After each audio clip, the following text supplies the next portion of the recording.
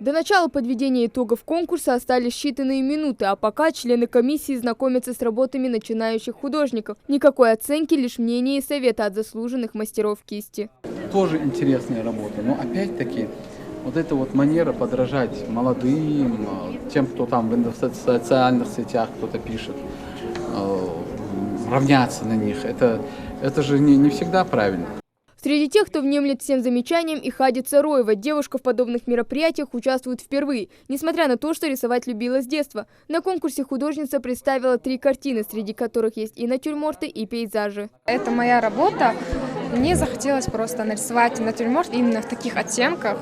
Люблю очень такие светлые голубоватые оттенки. Вот. И на эту работу у меня уже ушло где-то несколько месяцев. Вот. Сегодня она перед вами.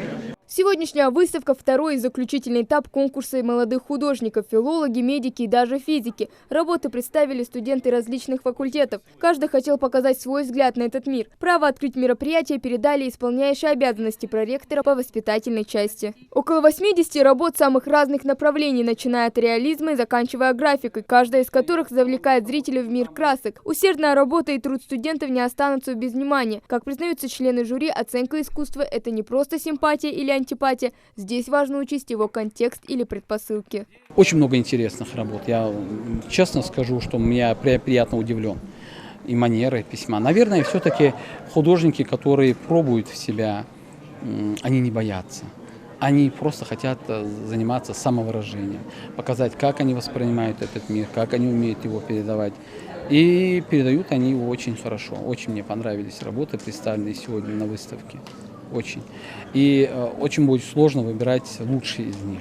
Насладиться выставкой в приятной компании решила Ильяна Накостхоева. Девушка, как и многие другие, пришла поддержать, а заодно и поздравить молодых художников с неофициальным дебютом в мире искусства. Мы решили посмотреть и другие работы, но ссылаемся на то, что ее картины намного лучше.